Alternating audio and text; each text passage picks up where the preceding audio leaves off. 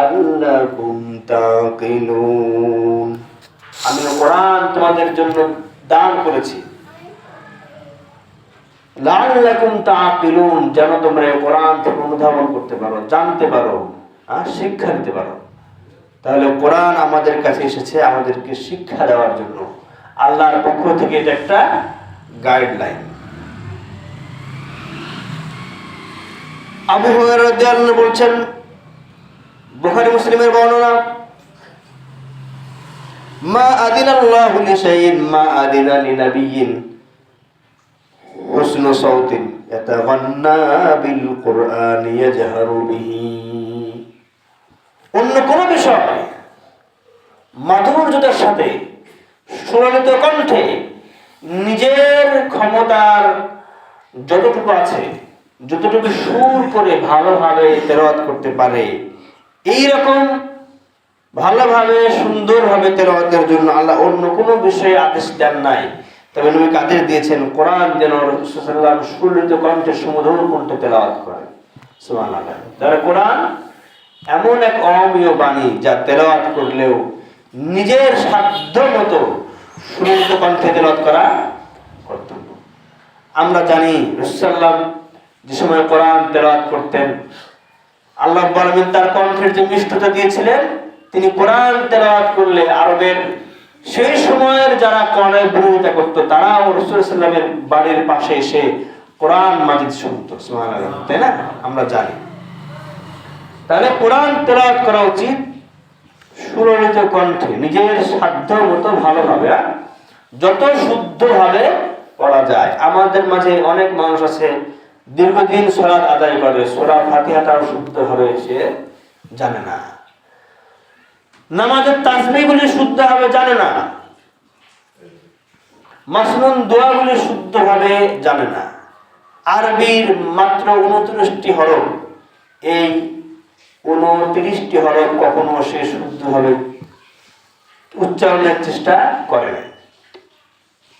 পৃথিবীতে কোনো জিনিসই এমনি এমনি পাওয়া যায় না, চেষ্টা করা লাগে। সেটা সম্মানিত হোক অথবা অপমানিতই হোক।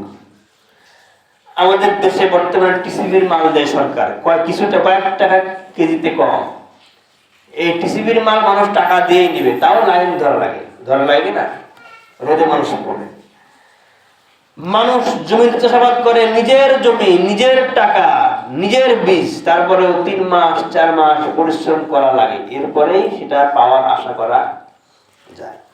নিজের পকেটের টাকা দিয়ে আপনি ইফতারি ক্রয় করেন, এরপরেও বাজারে যেতে হয়, তাই না? খাটাখাটনি করা লাগে, এরপরে যে আনা লাগে। পৃথিবীতে এমন কোনো জিনিস নাই যার পেছনে মানুষ শ্রম না দিয়েই ফল পায়।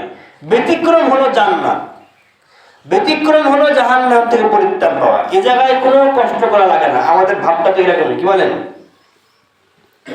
মানুষ হয়ে মানুষের কাছে অথবা অন্য কিছুর কাছে কোনো জিনিস চাইলে কষ্ট করা লাগে, কিন্তু আল্লাহর জান্নাত পেতে আর আল্লাহর কাছে ক্ষমা পেতে কোনো কষ্ট করাই লাগবে না। এটা আমাদের একটা বিশ্বাস, অগাধ বিশ্বাস। আমরা জান্নাতে যাবই, আমাদের কেউ ঠেকাতে পারবে না। এজন্য আমাদের ধর্মীয় বিষয়ে কোনো আগ্রহ কাজ করে না। পৃথিবীর সফলতা, এটা সফলতা মনে হলেও নিঃশ্বাস যতটুকু থাকবে এতটুকু সময়ের জন্য এটা সীমাবদ্ধ, এরপরে এর আর দৌড়ত্ব নাই। কিন্তু অনন্তকালের সেই জীবনে আমাদের সফল হতে পারে, এই জন্য আমাদের চেষ্টা ফিকির থাকা দরকার, কিন্তু নাই। এই যে হাদিসটা আমরা তেলাওয়াত করলাম, রাসূল সাল্লাল্লাহু আলাইহি ওয়াসাল্লাম বলছেন যে আল্লাহ রাব্বুল আলামিন তার নবীকে আদেশ দিয়েছেন সুললিত কণ্ঠে কোরআন তেলাওয়াতের জন্য, সবচাইতে শ্রুতি মধুরভাবে সুন্দরভাবে তেলাওয়াত করার জন্য। আমাদের এই নিয়ে কোনো ফিকির নাই। আমাদের কোরআন মাজিদ শুদ্ধ করে পড়ার চেষ্টা করা উচিত। বারা রাদিয়াল্লাহু আনহু বলছেন, কানা রাজুলুন ইয়াকরাউ সূরাতুল কাহফ, একজন ব্যক্তি সূরা কাহফ পড়ছিলেন। ওয়া ইনদাহু ফারাসুন মারবুতুন বিশাতনিন, দেখা গেল তিনি যে আগের মানুষের তো এত সচ্ছলতা ছিল না, এখনো আমাদের সমাজের মানুষের সচ্ছলতা কম। আমাদের রাজশাহীতে আমরা দেখি মানুষের সচ্ছলতা আছে, কিন্তু আমরা কুষ্টিয়া, ঝিনাইদহ সহ এইসব এলাকায় দেখি বাড়ির বাউন্ডারি দেওয়া নাই, হ্যাঁ, বাড়ির ভিতরে বাড়ির কোনো সীমানা পাঁচিল নাই, ঘিরা নাই, এই বাড়ি থেকে আরো 5 বাড়ির ভিতর দেখা যায়। এই ধরনের মানুষ চলাফেরা করে, অবশ্যই এটা ঠিক না। মানে মানুষের অবস্থা এখন এরকম। তাহলে 1400 বছর আগের হিসাব সেটা তো অন্যরকম হবেই। সাহাবী বলছেন যে তিনি কোরআন তেলাওয়াত করছেন আর পাশেই কি করা আছে, ঘোড়া বাঁধা আছে। তখন দেখা গেল কি فتغشت سحابا فجعلت تدنو وجعل فرسه ينفر منه। তিনি কোরআন তেলাওয়াত করছেন আর এখন মেঘ দেখা যাচ্ছে যে তার বাড়ি অবধি নেমে আসছে, এরকম দেখা যাচ্ছে।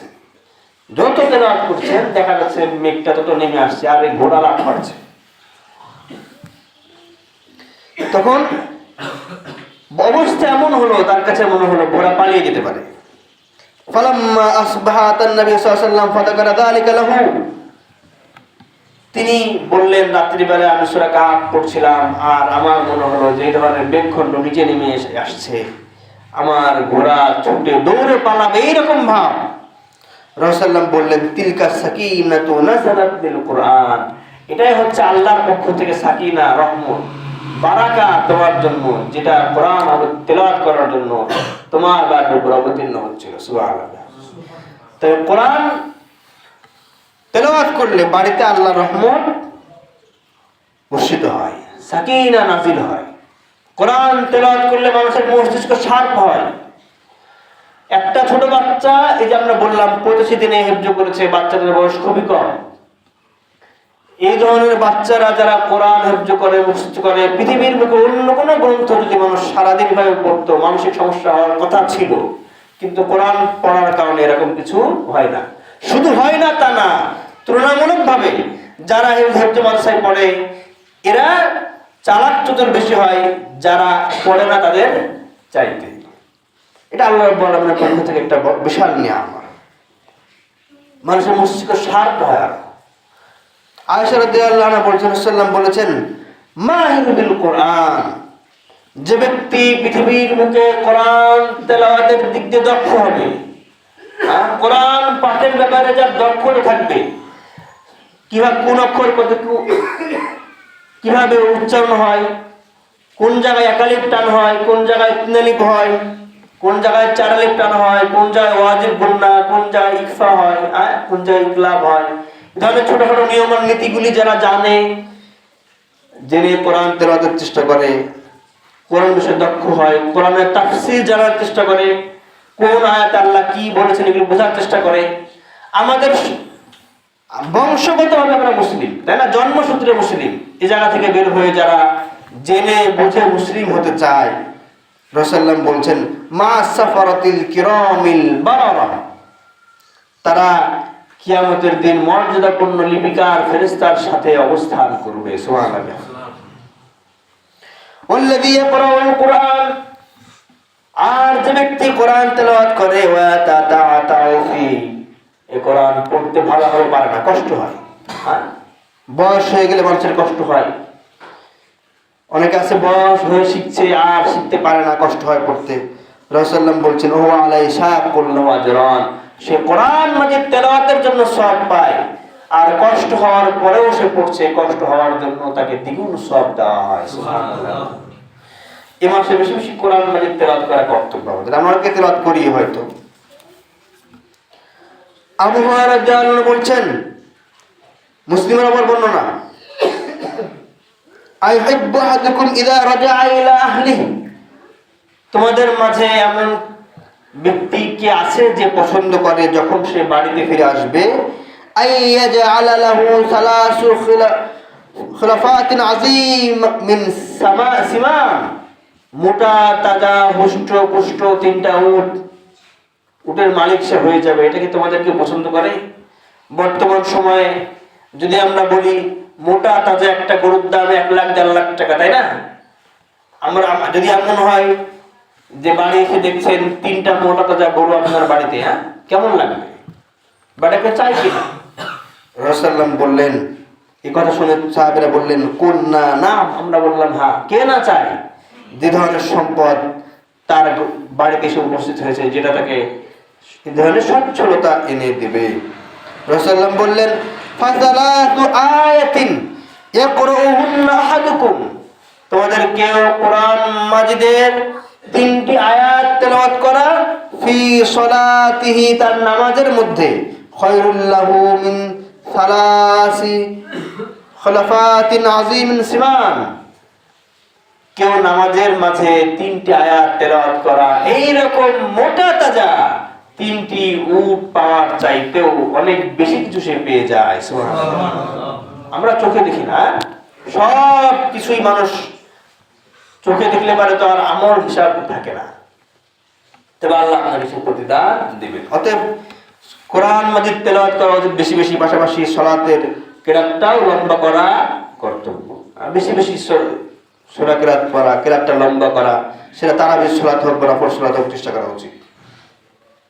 আবু উমামা আল-বাহিলি রাদিয়াল্লাহু আনহু বলছেন, আমি রাসূলুল্লাহ সাল্লাল্লাহু আলাইহি ওয়াসাল্লামকে বলতে শুনেছি, আজকে মুসলিমে এসেছে, ইকরাউল কুরআন, তোমরা বেশি বেশি কোরআন মাজিদ তেলাওয়াত করো, ফাইন্নাহু ইয়াতি ইয়াউমাল কিয়ামাতি শাফিআন লিআসহাবিহি, যারা বেশি বেশি কোরআন মাজিদ তেলাওয়াত করে কিয়ামতের দিন এদের জন্যই কোরআন মাজিদ শাফাআত করবে। সুবহানাল্লাহ। তাহলে আমরা যারা কোরআন মাজিদ তেলাওয়াত করি না, আমাদের জন্য কোরআন মাজিদ শাফাআত করবে না। অপর হাদিসে রাসূলুল্লাহ বলছেন, তোমরা প্রতিদিন ঘুমানোর পূর্বে, ইশার সালাতের পরে যখন আমরা ঘুমাতে যাই, রাসূলুল্লাহ বলছেন তোমরা সূরা মুলকের আমল করো।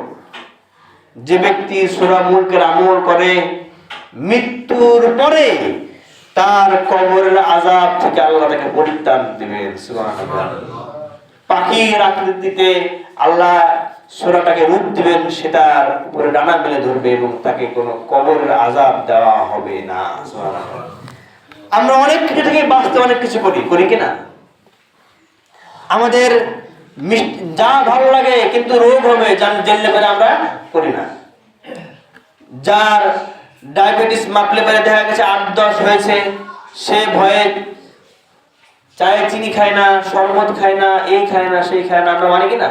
বছরের পর বছর মানে ডায়াবেটিস হলেই কেউ মারা যাবে এরকম না। আমার দেশে 30-40 বছরের বয়সের মানুষ আছে যার ডায়াবেটিস আছে না? নাই, আছে। কিন্তু মারা গেলে কবর আযাব হবে, এতে কোনো সন্দেহ আছে? সন্দেহ নাই।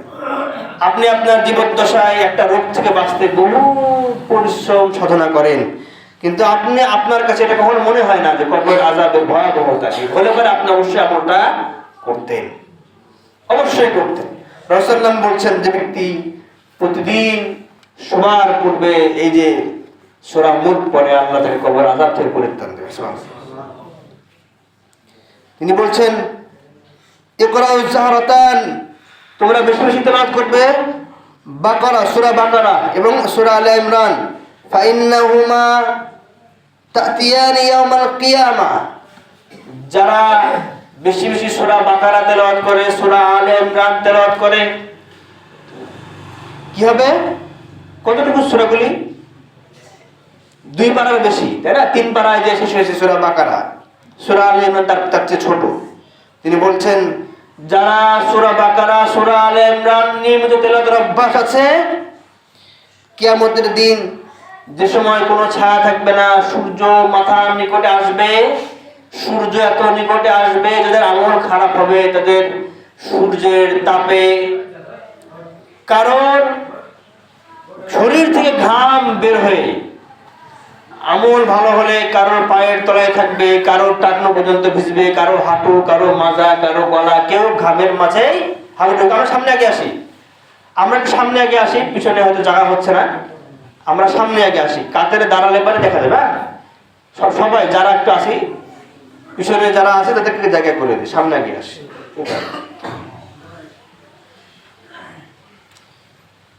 সেদিন বিশাল ঘাম হবে মানুষের, আমল অনুযায়ী ঘাম হবে। দেখা যাবে কিছু মানুষের হাঁটু, কিছু মানুষের মাজা, কিছু মানুষের বুক পর্যন্ত ঘাম, কেউ বা ঘামের মাঝে হাঁটু খাচ্ছে। সূর্যের তাপ এত ভয়াবহ হবে, রাসূলুল্লাহ বলছেন, মানুষের মস্তিষ্ক মগজ গলে তার নাকের ছিদ্র দিয়ে কানের ছিদ্র দিয়ে পড়বে, সে মারা যাবে না, কারণ মৃত্যুর কোনো অপশন সে জায়গায় নাই।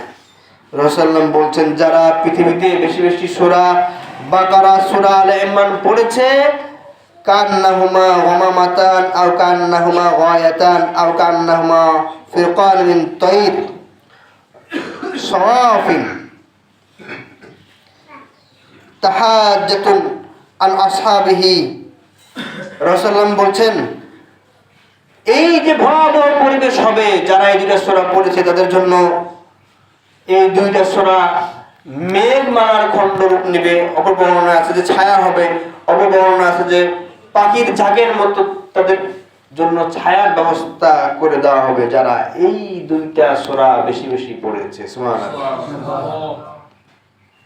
রাসূলুল্লাহ বলছেন ইকরা সূরাতুল বাকারা, তোমরা বেশি বেশি সূরা বাকারা পড়ো, ফাইন আখাযাহা বারাকা, কারণ সূরা বাকারা যারা বেশি বেশি তেলাওয়াত করে তাদের জীবন ও জীবিকায় আল্লাহ বারাকা দান করেন। সুবহানাল্লাহ। ওয়া তারাকাল হাসারা, আর এটা ছেড়ে দেওয়াটা অমঙ্গলের কারণ।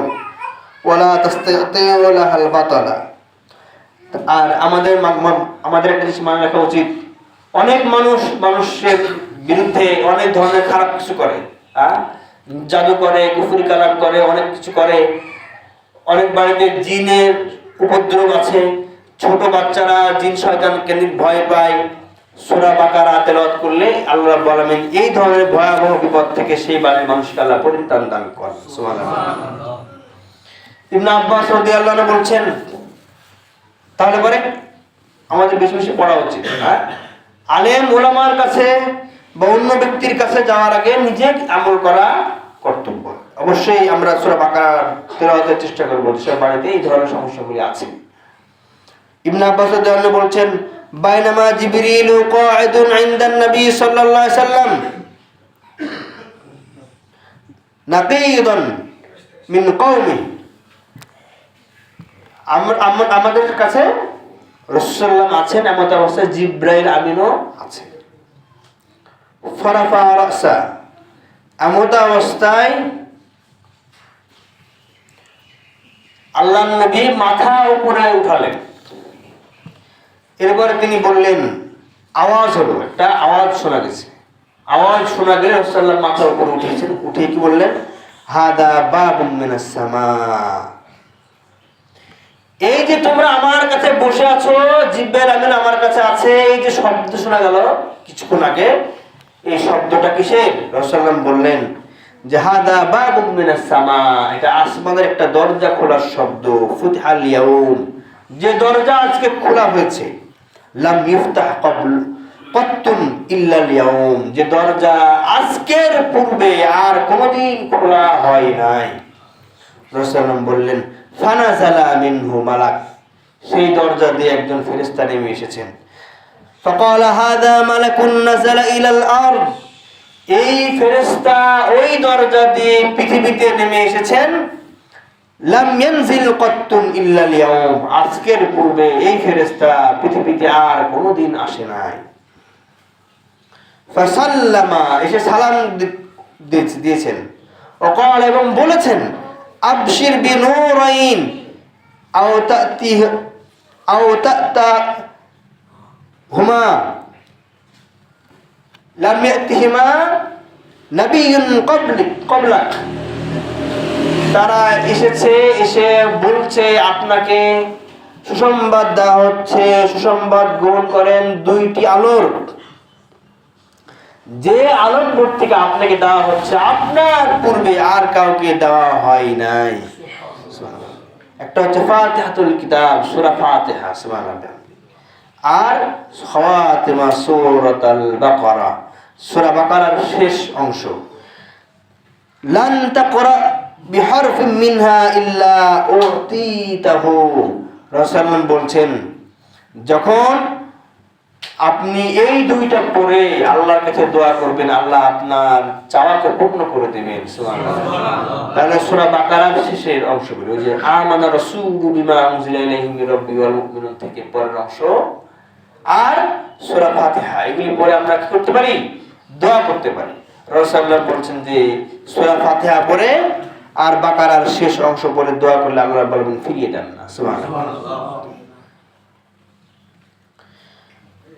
ইবনে আবি মাসউদ রাদিয়াল্লাহু আনহু বলছেন রাসূলুল্লাহ বলেছেন মান ক্বারা হাতাইনিল আয়াতাইন মিন আখিরি সূরাতিল বাকারাহ কাফাতাহু, সূরা বাকারার শেষ দুই আয়াত যারা তেলাওয়াত করে তার জন্য এই শেষ দুই আয়াতই যথেষ্ট হবে।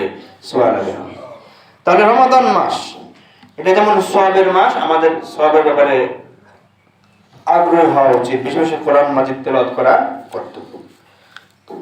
মুসলিমের বর্ণনা আবু দারদা রাদিয়াল্লাহু আনহু বলছেন মান হাফিযা 10 আয়াতিন মিন আওয়ালি সূরাতুল কাহফ উসিমা মিনাদ দাজ্জাল। এই যে রমাদান মাস আমরা কোরআন মাজিদ তেলাওয়াত করি, মুখস্থ করা উচিত। মানুষের মুখস্থ হয় সাধারণত দুই সময়, একটা হচ্ছে মাগরিব পরে, আর বেশি মুখস্থ হয় কখন? ফজরের পূর্বে। হিফজ মাদ্রাসাগুলি বাচ্চাদেরকে ফজরের পূর্বে তুলে দেওয়া হয় মুখস্থ করানোর জন্য। আমরা রমাদান কেন্দ্রিক সেহরির জন্য ভোরবেলায় উঠি, আমরা চাইলেই অনেক সূরায় সবাই মুখস্থ করতে পারি। 2, 4, 5টা আয়াত করে করে মুখস্থ করলে অনেকগুলি সূরা মুখস্থ করা সম্ভব। যাদের মুখস্থ নাই সূরা কাহফের 10টা আয়াত অন্তত মুখস্থ করব ইনশাআল্লাহ। পারা যাবে তো ইনশাআল্লাহ। وقال الشعبة في آخر الكهف وقال حماد وهشام أول الكهف। বুখারীতে মুসলিমে দুই ধরনের বর্ণনা আছে। একটা বর্ণনা হলো সূরা কাহফের প্রথম 10 আয়াত, অপর বর্ণনা শেষ 10 আয়াত। আমরা যে কোনো 10 আয়াত মুখস্থ করতে পারি ইনশাআল্লাহ। আবু দারদা রাদিয়াল্লাহু আনহু বলছেন রাসূলুল্লাহ বলেছেন আয়াজিজু আহাদুকুম আন ইয়াকরা ফি লাইলাতিন সুলুসুল কুরআন। তোমরা কি অক্ষম রাত্রি বেলায় কোরআনের এক তৃতীয়াংশ পড়তে? মানে 10 পারা পড়বে, এই 10 পারা পড়তে কি তোমরা অক্ষম? قال তারা বলল ওয়া কাইফা ইয়াকরাউ সুলুসুল কুরআন। সাহাবীরা বললেন কিভাবে একজন মানুষ 10 পারা পড়তে পারে? তিনি বললেন কুল হুয়াল্লাহু আহাদ তা'দিলু সুলুসুল কুরআন। যে ব্যক্তি বিসমিল্লাহ সহকারে একবার সূরা ইখলাস পড়ে 10 পারা কোরআন মাজিদ তেলাওয়াতের সওয়াব তার আমলনামায় দিয়ে দেওয়া হয়। সুবহানাল্লাহ। আমাদের বেশি বেশি পড়া উচিত। প্রতি ফরজ সালাতের পরে সূরা ইখলাস 3 বার পড়া এটা একটা সুন্নাহসম্মত আমলও বটে, আমরা অনেকে আমল করি না। দুনিয়ার বুকে পিছিয়ে যাওয়া আমরা দেখতে পাই, পরলৌকিক জীবনের পিছিয়ে যাওয়াটা আমরা দেখতে পাই না। এটাই হলো বড় সমস্যা। আমাদের আমল বাড়ানো উচিত। রাসূলুল্লাহ বলছেন জান্নাতের স্তর হবে 100টি স্তর হবে। কতটি স্তর বলেছেন? 100 স্তর হবে, যার এক শ্রেণী অপর শ্রেণী থেকে বহু দূরত্বের, বহু মর্যাদার অধিকারী হবে। পৃথিবীর বুকে কেউ গরিবের ঘরে জন্ম নিয়েছে, কর্মসূত্রে এসে ধনী হতে পারে। যদি কর্ম না করে তাহলে পরে সে জায়গায় থাকে, অথবা কর্ম করেছে কিন্তু ফল হয় নাই, দুটাই হতে পারে, পারে কিনা? কিন্তু পৃথিবীর বুকে কেউ পরলৌকিক আমল করেছে, সে আমল অনুযায়ী ফল পাবে না, এরকম হওয়ার কোনো চান্স আছে? নাই। রাসূলুল্লাহ বলেছেন একবার সুবহানাল্লাহ বললে তার জন্য জান্নাতে একটা গাছ লাগানো হয়। সুবহানাল্লাহ। তার জন্য গাছ বরাদ্দ তো হবেই। বিষয়টা এমন না যে পৃথিবীর মতো 300 টাকা, 350 টাকা, 500 টাকায় লিচুর গাছ লাগালাম, 2 বছর পর মরে গেল, এরকম কোনো সম্ভাবনা নাই। কিন্তু আমরা 500 টাকার চারা গাছের যত মূল্য বুঝি, একবার সুবহানাল্লাহ বললাম সেই মর্যাদা আমাদের কাছে মনে হয় না, উপলব্ধি করতে আমরা ব্যর্থ। আল্লাহ আমাদের বুঝ দান করুন, আল্লাহুম্মা আমিন। আয়েশা রাদিয়াল্লাহু আনহা বলছেন রাসূলুল্লাহ বলেছেন বা'দা রাজুলান আলা সারিয়া। আল্লাহর নবী মুহাম্মদ সাল্লাল্লাহু আলাইহি ওয়াসাল্লাম একজন লোককে একটি দলের নেতা করে পাঠালেন। ওয়া কানা ইয়াকরাউ লি আসহাবিহি ফি সালাতিহি ফায়াখতিমু বি কুল হুয়াল্লাহু আহাদ। এই ব্যক্তি তার সাথে থাকা মানুষদের নিয়ে নামাজ পড়াচ্ছিলেন, নামাজ পড়া।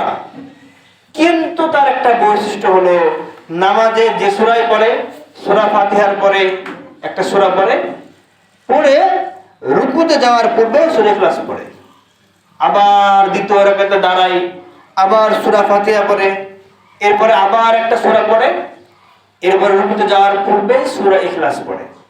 মানে প্রতি রাকাতে নামাজ পড়ে, পড়াচ্ছে সে সূরা ফাতিহার পরে যেভাবে ইমাম সূরা মেলায় এভাবে সূরা মেলায়, কিন্তু লাস্টে সূরা ইখলাস না পড়ে রুকুতে যায় না।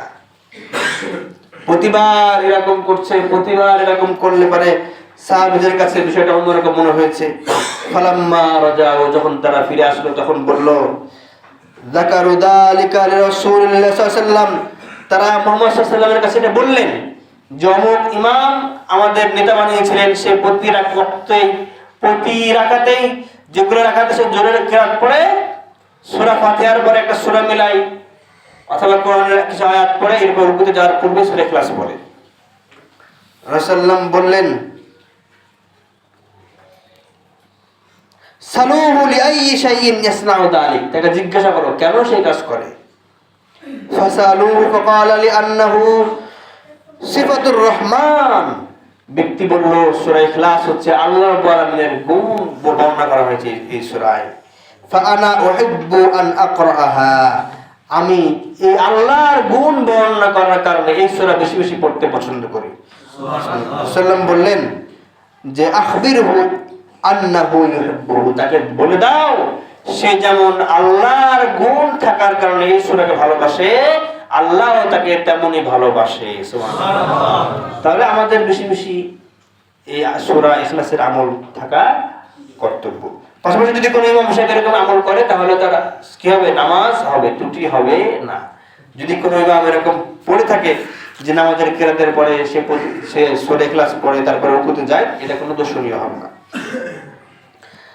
আবু সাঈদ আল মুআল্লি রাদিয়াল্লাহু আনহু বলছেন যে রাসূল সাল্লাল্লাহু আলাইহি ওয়াসাল্লাম ছিলেন, এমন অবস্থায় রাসূলুল্লাহ তাকে বললেন, তাকে সুসংবাদ দেওয়ার ব্যাপারে, যে সময় ফালাম্মা আরাদনা আন নুখরিজা, আমরা যখন বের হয়ে যাচ্ছিলাম, আল্লাহর নবী মুহাম্মদ সাল্লাল্লাহু আলাইহি ওয়াসাল্লাম আমাকে এখনো বলেন নাই তিনি কি বলতে চাচ্ছিলেন সেটা। কুলতু ইয়া রাসূলুল্লাহ, আমি আল্লাহর নবীকে বললাম ইন্নাকা কুলতা লা আ'লামান্নাকা আ'যামু সূরাতিন মিনাল কুরআন, আপনি আমাকে বললেন কোরআন মাজিদের সবচাইতে মর্যাদা সম্পন্ন সূরার ব্যাপারে আমাকে জানাবেন, কিন্তু জানান নাই, তার পূর্বে বের হয়ে যাচ্ছেন যে রাসূলুল্লাহ বললেন আলহামদুলিল্লাহি রাব্বিল আলামিন, সূরা ফাতিহা, আলহামদুলিল্লাহি রাব্বিল আলামিন হিয়া সাবুল মাসানি, এটা হচ্ছে সেই 7টি আয়াত সম্বলিত সূরা, বেশি বার যেটা বারবার পড়া হয়, আল কোরআনুল আযীম, এবং এটা হচ্ছে মহাগ্রন্থের একটা অসামান্য অংশ যা আল্লাহ দান করেছেন। সুবহানাল্লাহ। সূরা ফাতিহা পড়ে কাউকে দম করলে পারে, কাউকে ফুৎকার দিলে পারে, আল্লাহ রাব্বুল আলামিন চাইতে ভালো করে দেন। সুবহানাল্লাহ। আয়াতুশ শিফা হিসাবে যে সূরাগুলিকে নির্বাচন করা হয় এর মধ্যে একটা হচ্ছে সূরা ফাতিহা। আমাদের অনেক কিছু হলে পারেই আমরা ওষুধ খাই বা মানুষের কাছে যাই, আমাদের কোরআন কেন্দ্রিক আমল করাটাও বাড়ানো উচিত। যাক আমরা আজকের খুব বাড়াবো না, অন্য দিন ইনশাআল্লাহ কথা বলবো। সুবহানাকাল্লাহুম্মা ওয়া বিহামদিকা।